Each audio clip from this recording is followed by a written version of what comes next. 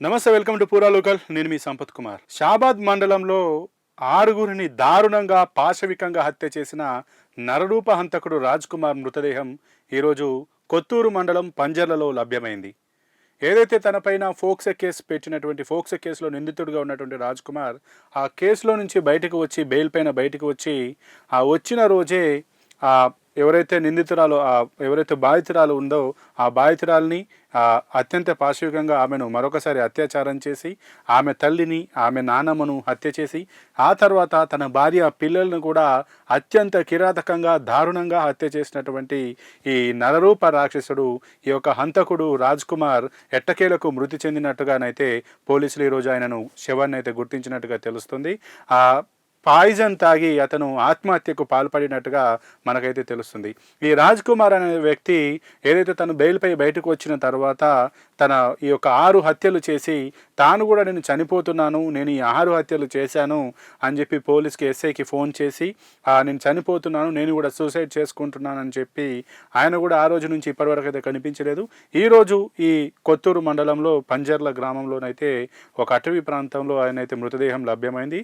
ఇక ఈ రాజ్ కుమార్ మృతి పైన ఆయన కుటుంబ సభ్యులు కావచ్చు, ఆ గ్రామస్తులు కూడా ఒక అత్యంత ఒక చెప్పలేని స్థాయిలో స్పందిస్తూ ఉన్నారు. ఎందుకంటే ఇతను చేసినటువంటి ఈ దారుణ కాండ, ఈ యొక్క మారణ కాండ పట్ల ఆయన సొంత సోదరుడు కూడా తీవ్ర ఆగ్రహం అయితే వ్యక్తం చేస్తున్నారు.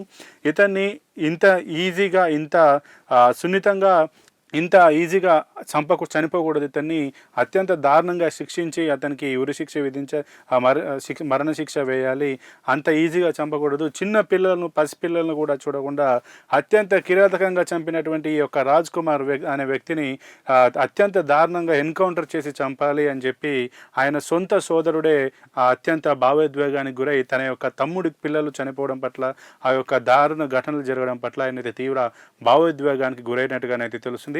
ఈ విషయంపై ఆయన పోలీసుల ముందు తన యొక్క ఆవేదనను వ్యక్తం చేసినట్టుగా తెలుస్తుంది. ఏదేమైనా కూడా గత కొన్ని రోజులుగా 2 తెలుగు రాష్ట్రాల్లో సంచలనం సృష్టించిన ఈ రాజ్ కుమార్ అనేటువంటి నరరూప హంతకుడు ఎట్టకేలకు తనంతట తానే బలవన్మరణానికి పాల్పడ్డాడు. ఈరోజు ఆయన మృతదేహం అయితే లభ్యమైంది.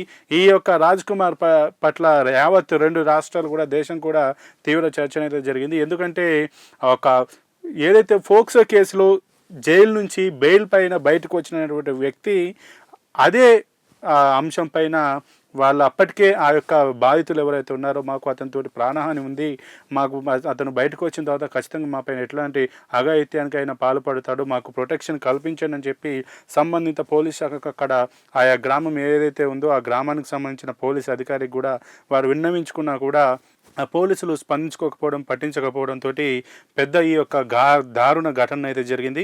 ఈ దారుణ ఘటనకు సంబంధించి ఎవరైతే బాధ్యులు ఉన్నారో ఆ సంబంధిత ఎస్ఐ పైన కూడా సస్పెండ్ చేస్తూ పోలీస్ శాఖ ఉత్తర్వులు అయితే జారీ చేసింది. ఏదేమైనా కూడా ఈ యొక్క నరరూప హంతకుడు ఎవరు అతన్ని హతం చేయకుండానే తనంతట తానే ఆత్మహత్యకు పాల్పడి ఇప్పుడైతే ఒక విగత శవంగానైతే దొరికాడు. మరి ఇప్పుడు ఈ యొక్క నెక్స్ట్ ప్రొసీడింగ్స్ ఎట్లా ఉంటాయి, ఏ రకంగా తీసుకెళ్తారు, ఏ రకంగా చేస్తారనేది అయితే మనం చూడాలి. ఇప్పటికే సంఘటనా స్థలానికి చేరుకున్నటువంటి పోలీసులు ఆ యొక్క మృతదేహాన్ని అయితే తీసుకొని వెళ్ళి అక్కడ పంచనామా చేస్తూ ఆ యొక్క మృతుడి కుటుంబ సభ్యుల ద్వారానైతే పంచనామానైతే నిర్వహిస్తున్నట్టుగానైతే తెలుస్తుంది. మరి ఆ ఫర్దర్ ప్రొసీడింగ్స్ ఏ రకంగా ముందుకెళ్తారనేది మాత్రం మనం వేచి చూడాల్సినటువంటి పరిస్థితి.